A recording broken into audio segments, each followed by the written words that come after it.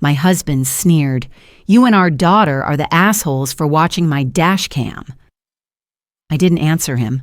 I just felt my throat tighten like someone had cinched a string around it.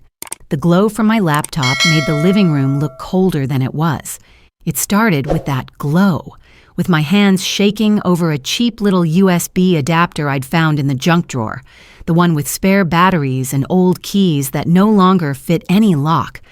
The house was quiet in the way it gets after a loss, like it's holding its breath. My daughter was asleep in her room, exhausted from crying herself into hiccups the first 2 nights we were home. Even our dog's empty bed in the corner looked wrong, flattened and untouched, as if the room itself refused to believe she wasn't coming back. Ellie was 13, small, curly-haired, a mini poodle mix with a stubborn little trot, not a runner. Not the kind of dog that bolts into bushes and vanishes. When my husband called us on the last day of our trip, he'd sounded distraught enough that I forced myself to swallow my suspicion. He kept saying her name too fast, like repeating it could make it true. She just took off, he'd said. I chased her. I looked everywhere. I remember my daughter clutching the phone to her chest after, rocking on the hotel bed, whispering, "Mom, where's Ellie?" Like I had answers I didn't deserve to pretend I had. I told her we'd find her. I said it the way mothers say things they're trying to will into existence. When we came home, the first thing I noticed wasn't the missing dog toys or the quiet. It was him. He was fine. Too fine. He hugged our daughter, patted her hair, and when she started crying again, he shifted his weight like the sound was inconvenient. He didn't search with us the way I expected him to. He didn't spiral the way I did, walking the same routes at dawn and dusk, calling Ellie's name until my voice went hoarse. He'd always been irritated by Ellie. Ever since he started working from home, he treated her like a distraction he couldn't swat away. He hated how she begged to sit on laps, how she nudged his arm when he was on calls, how she'd curl under his desk like a small, breathing reminder that attention didn't belong to him alone. A few days after we got back, the landline rang. An ugly, forgotten sound, like a smoke alarm you didn't know still had power. I stared at the phone for a second before I picked it up, half expecting a scam caller. "This is a rescue organization," a woman said. "We have your dog." My knees went weak so fast I had to grip the counter. I looked at my daughter, who was coloring at the table with puffy eyes, and I mouthed, "Ellie," without sound. She stood up so fast her chair scraped the floor. They told me the state, told me a town name I didn't recognize, told me how far, too far, not neighboring county far, not she wandered far. My stomach turned as if I'd swallowed something sharp. When I told my husband, he didn't light up. He didn't sag with relief. He just blinked and said, "That is great. I'm so happy." Blunt, flat, like he was congratulating a coworker. I tried to keep my voice steady. "How did she get that far?" He shrugged in this careless way that made my skin crawl. "Someone must have stolen her and then dumped her." It didn't make sense. Who steals a 13-year-old mini poodle mix and then abandons her across state lines? Who goes through the trouble of taking her only to throw her away? That night, he went out drinking with his buddies. He'd said it like a reward he'd earned, like he wasn't a man whose wife and child were barely functioning. I watched him grab his keys and slide his phone into his pocket without looking at the empty dog bed. He didn't even tell our daughter goodnight. He just said, "Don't wait up." When the door shut, the house didn't feel safer. It felt like a stage after the actors leave, props still in place, truth still hidden behind painted scenery. I sat at the dining table with my laptop and stared at the dashcam memory card I'd taken from his car earlier, my hands hovering over it like it might bite. It felt wrong to do. It also felt wronger not to. I told myself I was doing it for Ellie, for my daughter, for my own sanity. I'd lived long enough to know that sometimes your gut isn't paranoia. It's your body noticing what your heart can't bear yet. The files loaded slowly, the little progress bar crawling across the screen. Each second sounded loud in my head. I kept glancing toward the hallway, toward my daughter's closed door, as if she might wake up and see me becoming someone she didn't recognize, someone who could suspect her own husband. A list of video clips appeared with dates stamped on them. The days my daughter and I were gone. The days he'd been searching. My cursor hovered, then clicked. At first it was ordinary. The car interior, the dashboard, the faint hum of the road. His hands on the steering wheel, a coffee cup in the holder. Then Ellie's little shape popped into view on the passenger seat, harness on, ears perked like she thought she was going somewhere fun. My mouth went dry. The road changed. Highways I didn't recognize. Signs flashing names that weren't near us. The light in the footage was harsh and washed out, the kind of midday brightness that makes everything look exposed. Ellie shifted, stood up once, then sat again. She trusted him completely. That trust hit me like a bruise. Then the car slowed on an empty stretch. Fields, a wide shoulder, nothing familiar. He pulled over. The sound of gravel under tires crackled through my speakers. I leaned closer without realizing it, my palm flattening against the table as if I could steady the world. He opened the door. Ellie hopped down, tail wagging. For a split second, I felt relief, like maybe he'd stopped to let her pee. Maybe I'd been wrong. Maybe my mind had been twisting grief into monsters. Then I saw his arm move. A frisbee-like object, bright against the dull field, flew out into the tall grass. His voice cut through the dashcam audio, sharp and impatient. "Fetch." Ellie hesitated for half a beat, then ran after it, small legs pumping like she was doing her job, like she was being good. And my husband slid back into the driver's seat and drove away. The footage jolted with the motion. The field disappeared. Ellie disappeared. The road swallowed him up like nothing happened. I didn't realize I was crying until a drop splashed onto my knuckles. I wiped it off fast, like it was evidence. I closed the laptop too hard and it snapped shut with a sound that felt like a door slamming inside my chest. My breathing went shallow. My ears rang. I sat there in the glow of the kitchen light, staring at the spot on the table where Ellie's leash usually lay, and I knew something about my marriage had just crossed a line it couldn't uncross. Somewhere outside, headlights swept across the front window, and I heard my husband's car tires roll into the driveway while the dashcam proof sat warm in my trembling hands. He came in loud, keys clattering onto the counter like punctuation he wanted me to notice, and I closed the laptop without looking at him. "You're up," he said, glancing past me toward the hallway. "She's still crying?" I shook my head once. My mouth wouldn't cooperate yet. He poured himself water, drank half of it, and leaned back against the sink as if nothing in the room had shifted. The overhead light cast a hard shine on the stainless steel, bleaching the color from his face. "You didn't wait up," he added, almost accusingly. "I couldn't sleep," I said. He nodded, a gesture that felt rehearsed. "Yeah, rough week." That word, rough, landed wrong. I watched his eyes flick toward the dining table, toward the spot where the laptop had been, and then away again. He didn't ask what I'd been doing. He didn't ask how our daughter was. He picked at a hangnail and yawned. The silence stretched. It wasn't soft.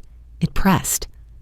"I saw the rescue email," he said finally, like he was checking a task off a list.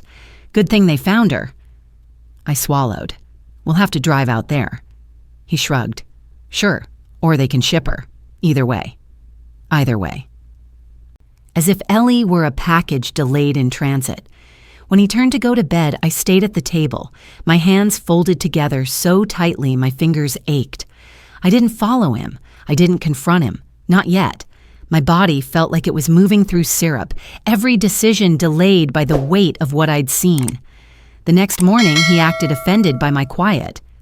"You mad at me?" he asked, buttering toast with quick, aggressive strokes. "Because I don't deserve that." I met his eyes. "I'm tired." He snorted. "We're all tired." Our daughter padded into the kitchen in her socks, hair sticking up on one side. She climbed into her chair and looked at him with hope she couldn't hide.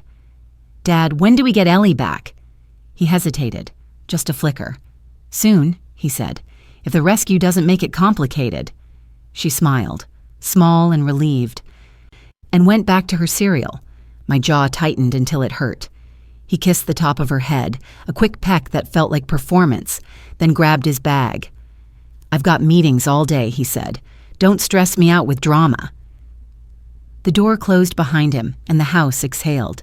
My daughter kept eating, humming softly. I stared at the toaster until it popped and made me flinch. Later, I called the rescue back to confirm details. I spoke quietly in the hallway, my shoulder pressed to the wall, the cord of the old landline warm against my palm. The woman on the other end was kind. She told me Ellie had been found near a service road, dehydrated but alive. She told me she'd waited by the fence for hours before wandering toward a farmhouse. "She's lucky," the woman said. "Another hour and—" She didn't finish the sentence. She didn't have to. When I hung up, my neighbor was outside trimming her hedges. She looked up and waved. "I heard about your dog," she said. "So glad they found her." "Me too," I said. She tilted her head. "Strange thing, though. I thought I saw your husband loading her into the car that weekend. Figured you all were going somewhere." The air thinned. "We were out of state," I said carefully. "Oh," she said, frowning. "Well, I must be mistaken." But she didn't look mistaken. She looked confused. That afternoon, my husband texted me from the other room even though he was home. "Can you keep her quiet? I'm on a call." Our daughter was coloring at the table, silent except for the scratch of crayon on paper. I typed back, "She's not making noise." A pause. Then, "It's distracting anyway." I took a breath and walked into his office. The room was dim. Curtains half drawn, the glow from his monitors cold against his face. Ellie's old blanket was folded on a chair, pushed aside like clutter. "She's fine," I said. "She misses the dog." He muted his mic with a sharp click. "You're undermining me," he said quietly, "in my own house." I stared at him. "Our house." He smiled without warmth. "Don't start." When his call ended, he came out and said it again, louder this time. "You shouldn't have gone through my things." My heart stumbled. "What things?" "My car," he said. "My dashcam. You had no right." I didn't answer. I watched his face instead, the tightness around his mouth, the way his foot tapped like he was bracing for impact. "You invaded my privacy," he went on, "and then you poisoned her against me." He jerked his chin toward the table. "Teaching our daughter to distrust her father." "I didn't say anything to her," I said. He laughed, a short sound. "She's not stupid." That night, he slept soundly. I didn't. I lay awake listening to the refrigerator hum, the house settling, my daughter's soft breathing through the wall. Every so often, my phone buzzed with another message from the rescue, another detail, another reminder that Ellie had survived something she shouldn't have had to. In the early hours, I stood in the kitchen under the harsh light and realized he wasn't just angry. I was being managed, corrected, edged into silence, while he decided the story that would stand. I was 48 when all of this happened, old enough to recognize patterns I once ignored, young enough to still feel shocked when they finally showed their teeth. Long before Ellie, long before my daughter learned to braid her own hair, my life had been built on a quiet kind of endurance. I grew up in a house where money was discussed in whispers and needs were folded away like linens for guests who never came. My mother kept a small metal box in the hall closet, not a safe, just a dented cash tin with a crooked latch. Inside were folded bills, always smoothed flat, always counted twice. When times were good, the box stayed shut. When times were bad, it came out, and the sound of that latch clicking open meant decisions would be made without complaint. That sound followed me into adulthood. In my 20s, I worked 2 jobs and took night classes, the smell of copier toner and burnt coffee clinging to my clothes. I carried a brown leather planner everywhere, its edges frayed, its pages crowded with penciled numbers I erased and rewrote weekly. Rent, utilities, groceries, gas. There was a satisfaction in keeping it balanced, in knowing exactly how much room I had to breathe.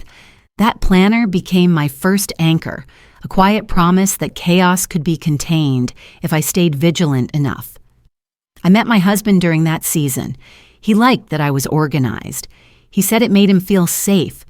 He was charming in a way that felt effortless, the kind of man who talked about big ideas and let others handle the details. I handled them gladly. When he forgot deadlines, I reminded him. When he overspent, I tightened the belt elsewhere. It felt like partnership then.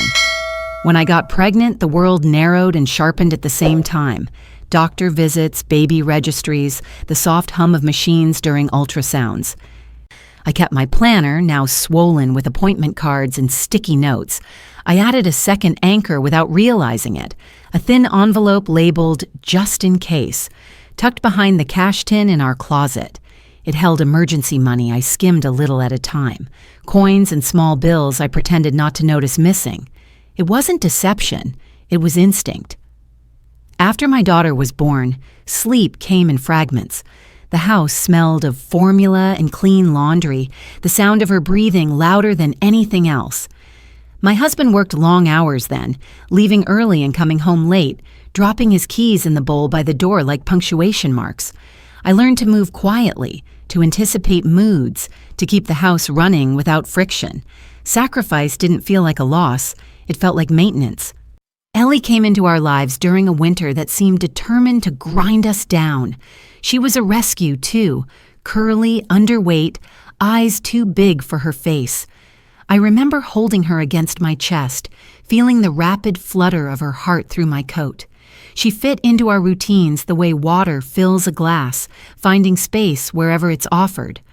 Walks became rituals. Feeding times became landmarks in the day. She slept curled against my legs, a warm, steady weight that anchored me when everything else felt precarious. My husband tolerated her at first. He joked about her hair, about her size, about how she'd outlive us all. When he started working from home years later, that tolerance thinned. His office door stayed closed more often. Ellie would sit outside it, patient, head cocked, waiting. I'd step over her carefully. Like you do something fragile you don't want to break. There were other sacrifices too, quieter ones. I turned down promotions that required travel.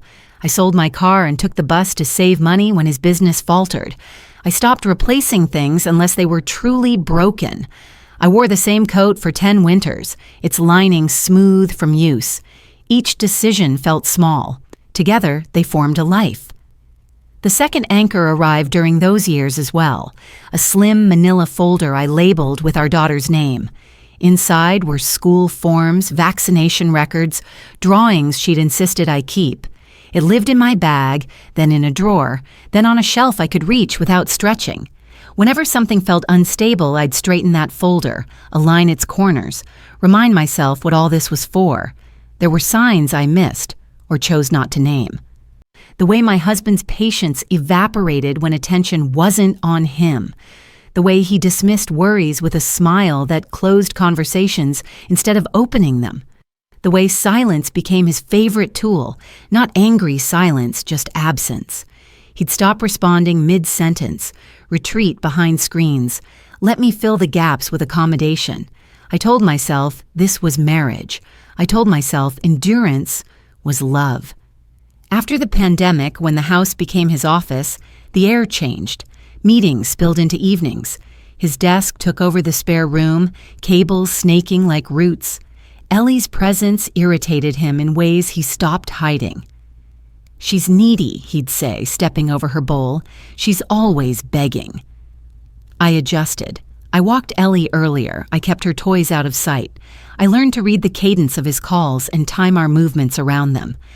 The anchors remained. The planner now digital, the envelope still hidden, the folder thickening with each school year. They steadied me. Looking back, I can see how my world had narrowed without me noticing. How much of my energy went into smoothing edges, keeping peace, maintaining the illusion that everything was balanced because I was balancing it. The night before our trip out of state, I packed efficiently, clothes rolled tight, medications counted, Ellie's routine written out on a sticky note I left on the fridge, walk times, feeding amounts, vet number. I placed the note carefully, smoothing it flat. My husband barely glanced at it. "I've got it," he said. I believed him because believing had always been easier than imagining the alternative. When we left, the house looked ordinary in the rearview mirror. Lights off, curtains drawn.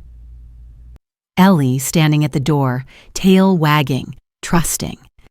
Now, sitting alone with my memories spread out like old receipts, I understood how long I'd been preparing for emergencies without ever naming the biggest one.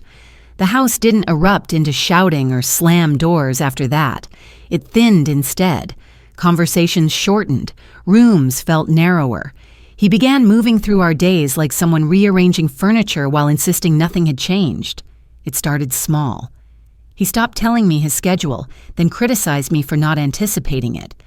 He'd come into the kitchen while I was cooking and stand too close, silent, until I noticed him. When I turned, he'd sigh, as if I'd interrupted him. "You left the light on," he said one evening, flicking it off mid-sentence. The room dropped into shadow, my words cut in half. I stood there with the spoon in my hand, heat rising from the pot, unsure whether to continue speaking or not. He walked away without looking back. At dinner, he corrected our daughter in front of me, not harshly, worse than that. "No, sweetheart," he said gently. "That's not what happened," when she talked about Ellie. He smiled at me while he did it, a calm, public rewriting that left me blinking. I didn't argue. The silence after his correction stretched across the table like a held breath. Our daughter's shoulders rounded inward. She stopped talking and focused on her plate. Later, when I tried to bring it up, he said, "You're projecting your feelings onto her. Don't confuse her." The word confuse lodged under my ribs. He began questioning my memory casually, almost kindly. "Are you sure?" he'd ask. "I remember it differently." He'd tilt his head, wait. If I hesitated, even for a second, he'd nod as if proven right. Once I found Ellie's blanket in the garage trash, folded neatly on top of old boxes. I held it in my hands, the familiar smell faint but there, and felt something sink. When I carried it back inside, he watched me from the doorway. "We don't need that anymore," he said. "I do," I replied. He didn't argue. He just looked at the blanket, then at me, and said nothing. The quiet lingered long enough to make my hands tremble. I put it away without meeting his eyes. Money became another pressure point. He started complaining about expenses in front of our daughter. "We can't afford everything," he said loudly, scrolling through his phone. "Some people don't understand budgets." I knew exactly what he was referring to. The rescue fees, the travel costs to get Ellie back. I said nothing. He glanced at me, then away, satisfied. One afternoon, he canceled the credit card I used for groceries without telling me. I found out at the register, the line behind me shifting impatiently as the cashier tried again. The card beeped, red. I apologized too many times, heat flooding my face. When I got home, he was in his office, door open just enough to see his screen. "Oh," he said when I told him. "I must have forgotten to mention it, fraud alert." He went back to typing. No apology, no explanation. I stood there with the grocery bags cutting into my fingers until I set them down myself. That night, I lay awake listening to him breathe, steady and unconcerned. The ceiling fan ticked softly. I counted the rotations until my chest loosened enough to breathe again. The next day, he ignored me entirely, walked past without acknowledgement, answered my questions with shrugs. Silence pressed in from all sides. Even our daughter noticed. She climbed into my lap on the couch, tucked her face into my neck, and whispered, "Is Dad mad at us?" The question hurt more than anything else. I smoothed her hair and said, "No," because the truth felt too heavy to place on her shoulders. When he finally spoke to me again, it was to criticize how I'd folded his shirts. "You used to do it better," he said, lifting one from the drawer. "I don't know why you're so distracted lately." Something flickered inside me. Anger, maybe, but it collapsed just as fast. I refolded the shirt without responding. My hands shook. Barely noticeable, but enough that I had to pause to steady them. At a school meeting, he contradicted me in front of the teacher about our daughter's schedule. He smiled through it, voice calm, as if correcting a minor error. The teacher nodded, confused. I sat there, my words erased, feeling smaller with each minute. In the car afterward, he said, "You shouldn't speak for both of us if you're not sure." I stared out the window. The light outside was bright, unforgiving. My reflection in the glass looked older than I felt. That evening, I tried once more to talk. I chose my words carefully, kept my voice even. "What you did with Ellie." He cut me off with a raised hand, not touching me, not shouting, just stopping the sentence midair. "I'm not discussing this," he said, "especially not after you violated my privacy." The silence that followed was complete. No television, no phone, no movement. I felt my breath catch, my body waiting for permission it wasn't going to get. When I spoke again, my voice came out thin. She could have died. He looked at me then, really looked, and something in his eyes hardened. She didn't. The dismissal was sharp enough to sting. I felt the room tilt, hope rising just enough to shatter. I realized then how carefully he was controlling the temperature of our lives. Never enough heat to draw attention, never enough cold to leave marks. Days blurred together. I moved through them on autopilot, cooking, cleaning, managing schedules. He criticized, corrected, withdrew. Our daughter grew quieter. She stopped asking about Ellie. She watched us instead. Eyes tracking shifts she didn't have words for. One night, as I loaded the dishwasher, my hand slipped. A plate shattered against the sink. The sound was loud, sudden. I froze. He appeared instantly, standing in the doorway. He didn't help. He didn't speak. He just watched as I knelt to clean up the pieces, my fingers nicked, blood blooming small and bright against the porcelain. The silence stretched until my ears rang. "Be careful," he said finally, and walked away. I sat there on the kitchen floor longer than necessary, the broken plate in fragments around me, realizing how completely the ground beneath my feet had eroded without a single dramatic moment to mark it. And somewhere beneath the fear and the exhaustion, a colder thought began to form. One I couldn't yet say out loud. If he could abandon something that trusted him completely and then erase it with silence, there was nothing in this house he wouldn't try to erase next. The snap didn't come with shouting or a dramatic confession. It arrived quietly, the way fractures often do. One precise moment when pressure becomes clarity. It happened on a Tuesday morning, ordinary enough that I would have missed its significance if I hadn't already been worn thin. I was standing at the kitchen counter, sorting mail, bills, a school flyer, a credit card statement addressed to him. I wasn't snooping. I was doing what I'd always done, keeping the household running, filtering noise from necessity. I flipped the statement open without thinking. The balance was higher than I expected. Not catastrophic, but unfamiliar. My eyes moved down the page, tracing charges I didn't recognize. Gas stations nowhere near our home. A motel name that made my stomach tighten. 2 transactions in the same out-of-state town listed on Ellie's rescue intake form. I didn't sit down. I didn't reread it 3 times the way I used to when numbers didn't add up. I just stood there, the paper trembling slightly in my hand, and felt something inside me go still. This wasn't suspicion anymore. It was alignment. I folded the statement carefully and slid it back into its envelope, my movements precise. My heart wasn't racing. That surprised me. Instead, there was a clean, empty space where panic usually lived, as if my body had finally accepted what my mind had been circling for weeks. He came into the kitchen, already irritated, already mid-thought. "Why is the thermostat like this?" I looked at him, really looked. The familiar lines of his face, the impatience he no longer bothered to mask, the way he filled doorways as if claiming them. "I need to talk to you," I said. He scoffed. "About what?" "About Ellie." His jaw tightened.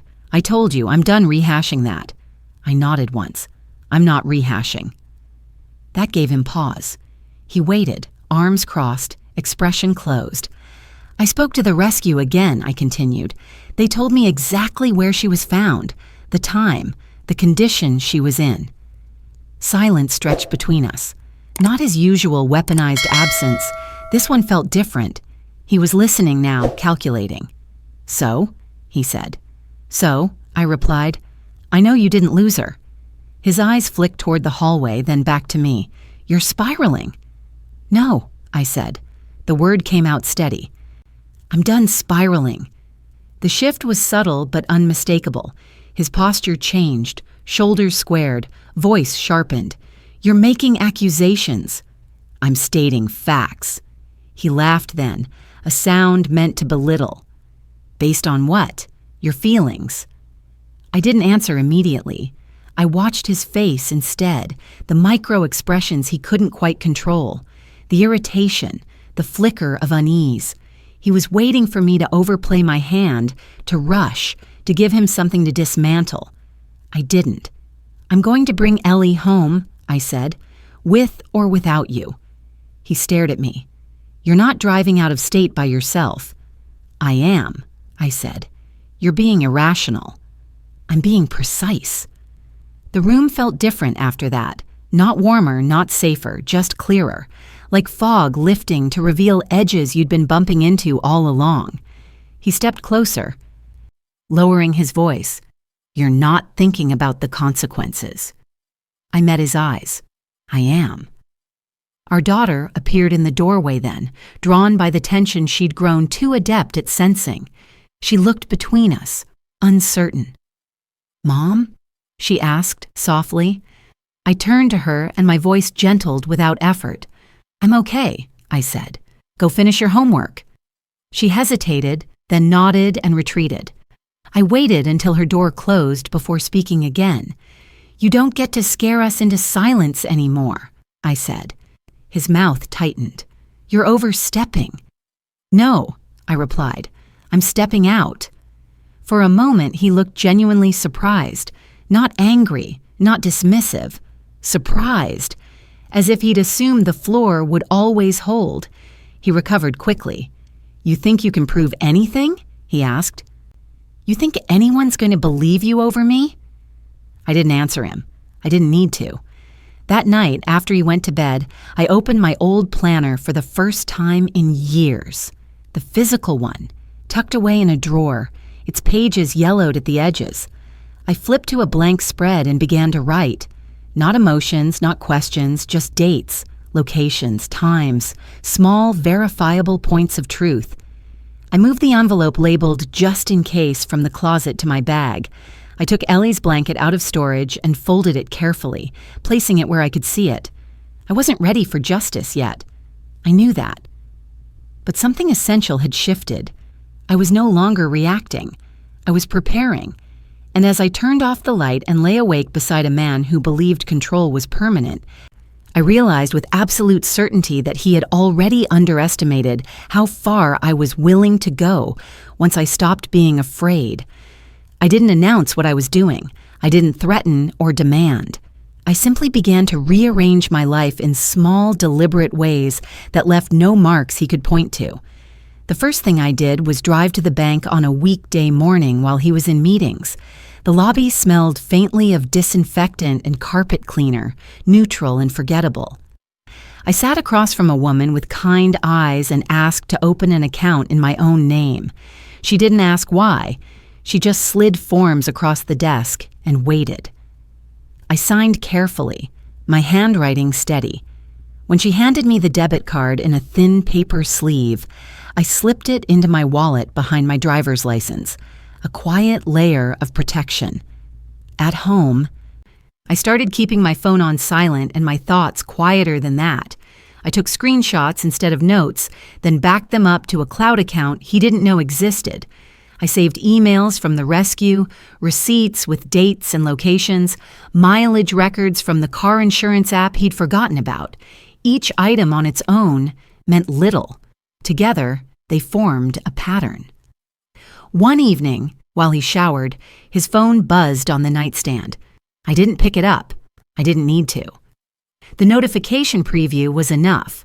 A message from a number I didn't recognize, thanking him for covering the extra night. I memorized the timestamp and walked away. I began calling places under the guise of logistics. The motel clerk remembered him. The tone of her voice shifted when she realized I wasn't booking a room. "Yes," she said slowly. "He checked in late. Paid with a card. Had a dog in the car, but she didn't come inside." She stopped herself, then added, "I shouldn't say more." "You've said enough," I replied.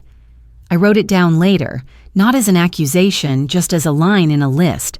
At school pickup, a mother I barely knew touched my arm. "I heard you found your dog," she said. "Your husband told my brother he'd driven for hours looking." I smiled thinly. "He drove, yes." She frowned, sensing something off, then nodded and changed the subject. I watched how quickly stories traveled, how easily his version settled into places where mine hadn't reached yet. At home, he grew watchful. He commented on my calendar. He asked why I was making copies of documents. "Just organizing," I said. The truth, stripped to its bones. He checked the mail more often. He stood behind me when I was on my phone. Once, he reached out and closed my laptop without asking. "You're always on that thing lately," he said. "It's unhealthy." I didn't reopen it until he left the room. The second account filled slowly. Small transfers, grocery cash back, a refund from a returned jacket I'd bought and never worn. I moved the emergency envelope into a different bag, then another, until I knew I could reach it even if he took my purse. One afternoon, my daughter came home with a permission slip for a field trip. I signed it and slid it into the manila folder, the one with her name in careful block letters. I added copies of her birth certificate and school records. The folder grew heavier, more important. I tucked it into the bottom drawer of my desk and locked it. That night, he accused me of hiding things. "You're being secretive," he said. Leaning in the doorway of the bedroom, the lamp cast his shadow long across the floor. "It's not healthy." "I'm being thorough," I replied. He laughed softly. "You always think you're the smartest person in the room." I didn't correct him. I just watched his smile fade when I didn't engage. A week later, the rescue sent photos of Ellie. She was thinner, her eyes dulled, but she was alive. I stared at the images until they burned behind my eyelids. I forwarded them to a new email address and deleted the sent message from my phone. When he noticed I'd stopped arguing, he tried a different approach. He brought home dinner without telling me, announced it like a gift. "I thought we could reset," he said. He watched my face for gratitude. "Thank you," I said, and meant only the words, not the reconciliation he was fishing for. Later, while washing dishes, I felt his presence behind me. Too close. He didn't touch me. He didn't have to. "You're not as invisible as you think," he murmured. I kept my hands in the water until the heat stung. "Neither are you." The next day, I requested dashcam records through the manufacturer's support channel, phrasing it as a technical issue. The email came back with archived metadata, timestamps, GPS coordinates, vehicle start and stop logs. No video, just proof of movement. I saved it all. A friend I hadn't seen in years called out of the blue. We met for coffee in a place with too many windows. I chose the seat facing the door. I didn't tell her everything. I told her enough. "If you need someone to come with you," she said quietly, "I can." I nodded once. I didn't say when. At home, the atmosphere tightened. He criticized my cooking, then my silence, then accused me of building a case. The words slipped out sharper than he intended. He recovered quickly, but the damage lingered. "You're paranoid," he said. "You're making things up." I slid a printed email across the table without comment. Not the most damning one, just enough to unsettle him. He glanced at it, then pushed it back. "This proves nothing." "It proves movement," I said. He stood up abruptly, chair legs scraping. "You think you're going to ruin our family over a dog?" I looked past him, at the hallway where our daughter's door was closed. "I think you already tried." That night, he didn't sleep. I could tell by the way he shifted, the way his breath caught when he thought I was drifting off. I lay still, counting seconds, my mind cataloging what I still needed. I scheduled the drive to retrieve Ellie. I booked time off under the guise of visiting family. I arranged childcare coverage for a day he claimed he'd be unavailable. I lined up a vet appointment in advance, sent records ahead, paid the deposit from my own account. One morning, as I packed my bag, he appeared in the doorway and watched me zip it closed. Going somewhere? Yes, I said. With who? Alone. He smiled thinly. We'll see. On the way out, I paused by the drawer and touched the edge of the manila folder, grounding myself. The planner went into my bag. The envelope shifted against my hip. Ellie's blanket stayed folded on the chair, waiting. By the time I pulled out of the driveway, my phone vibrated with a message from an unknown number. A single line that made my hands tighten on the steering wheel. You should stop digging before this gets ugly. The confrontation didn't happen in our living room or behind closed doors where he could control the temperature of the truth. It unfolded in a place he trusted, bright, official, and crowded enough that silence would work against him instead of for him. The rescue facility sat just beyond the city limits, a low building with wide windows and a parking lot baked pale by midday sun. I arrived early, my car humming softly as it cooled, my hands resting on the steering wheel longer than necessary. The light was harsh, flattening everything it touched. No shadows to hide in. Inside, the air smelled faintly of disinfectant and wet fur. Phones rang. Doors opened and closed. Volunteers moved with practiced calm. I checked in at the desk, gave my name, and waited. When Ellie was brought out, wrapped in a faded towel, something in my chest cracked open and reformed all at once. She was thinner, slower. But when she lifted her head and saw me, her tail thumped weakly against the towel, a soft, familiar rhythm I hadn't realized I'd been holding my breath for. I knelt on the floor without thinking, gathering her into my arms. Her body was warm, real, alive. My face pressed into her fur, and for one suspended moment the noise around us faded. Then I heard his voice. "So this is how you're doing it." I looked up. He stood near the entrance, jacket still on, eyes sharp, jaw set. He hadn't been invited, he'd followed. "You didn't think I'd notice you were gone," he continued, stepping closer, "or that you'd need permission." The volunteers slowed, sensing tension. A woman behind the desk glanced between us. "This is not the place," I said, keeping my voice level as I stood, Ellie secured in her carrier. He smiled, thin and practiced. "That's funny. I was thinking the same thing." I turned to the desk. "I'm here to complete the release paperwork." The woman nodded. "We just need signatures and confirmation of transfer." He stepped forward. "Hold on," he said. "I'm her owner, too." Something in the room shifted.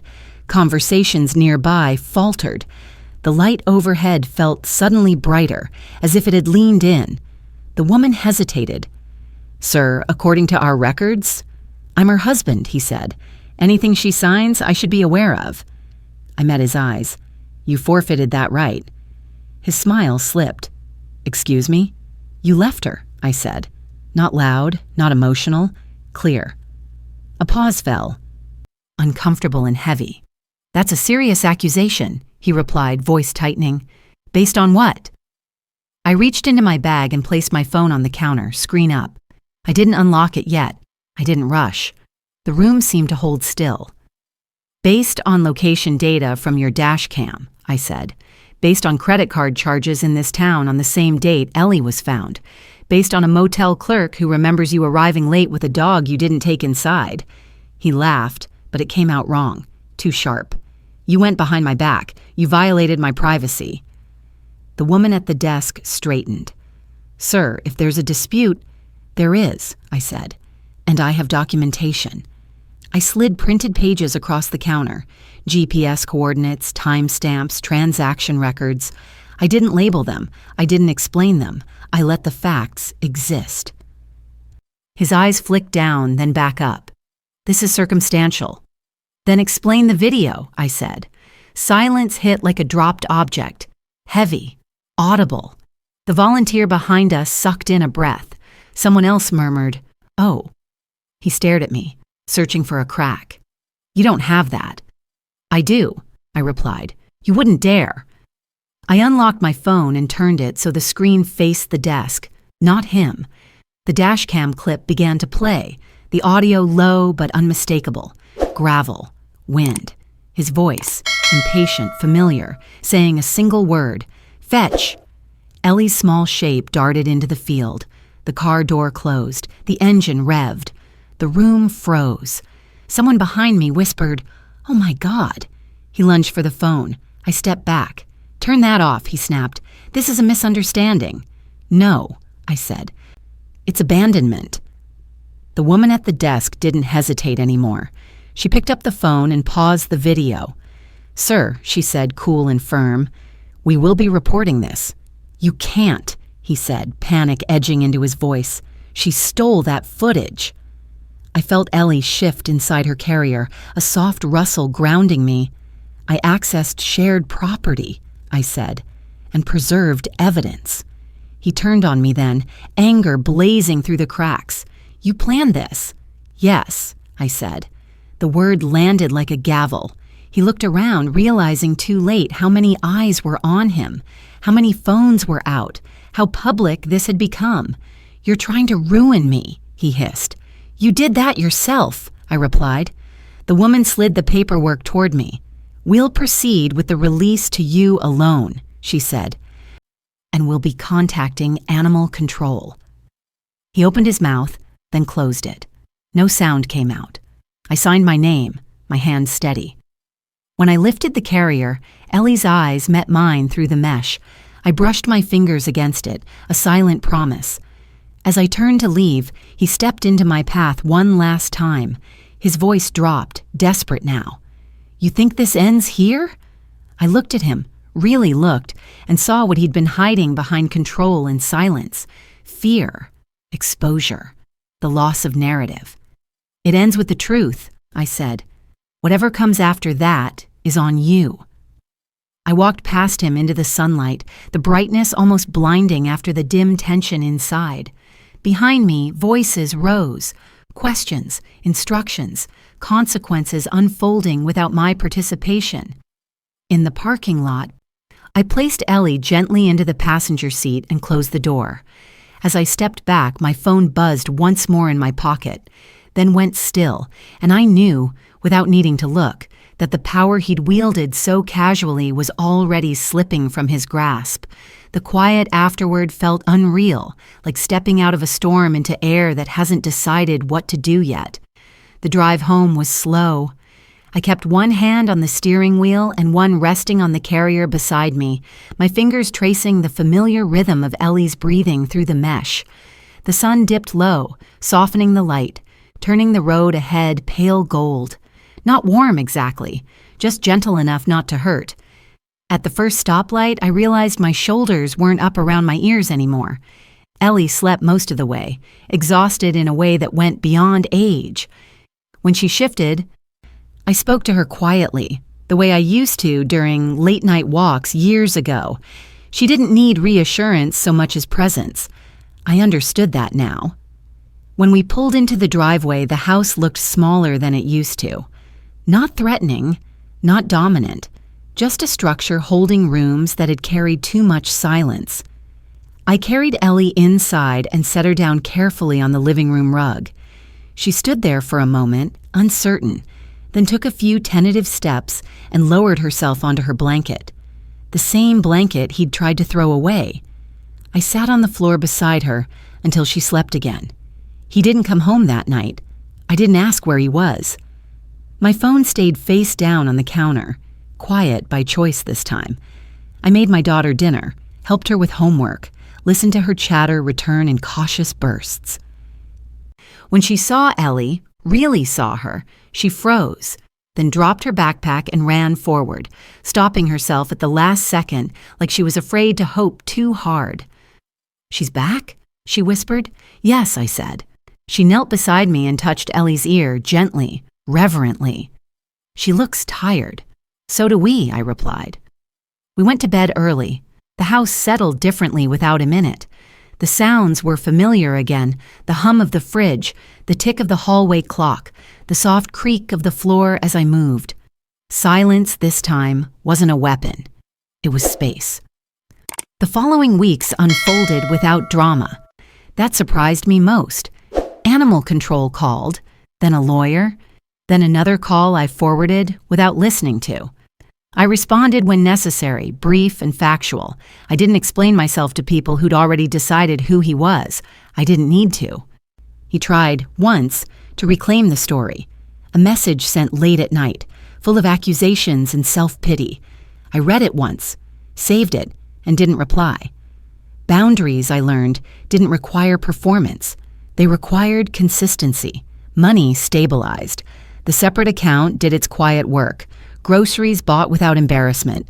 Gas paid without checking twice. The planner stayed open on my desk, no longer a shield but a tool again. Ellie improved slowly. Her appetite returned in stages. Her walks shortened, then lengthened again. She followed me from room to room, not out of anxiety but habit, a gentle shadow that reminded me I wasn't alone even when the house was empty. One afternoon, as sunlight filtered through the windows just right, I noticed something else had changed. I wasn't flinching anymore when the phone rang. I wasn't rehearsing conversations before having them. I wasn't editing myself mid-sentence. The world hadn't softened. I had. On a cool evening, I found the old metal cash tin while cleaning out the closet. The latch still clicked the same way.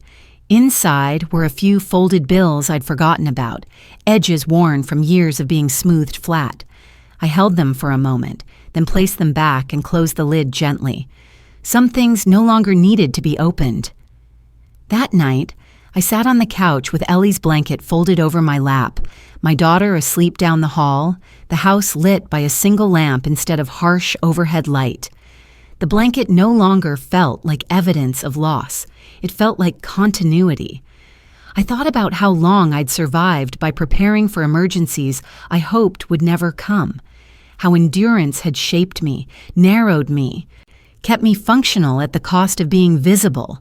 I don't regret surviving, but I no longer mistake it for love.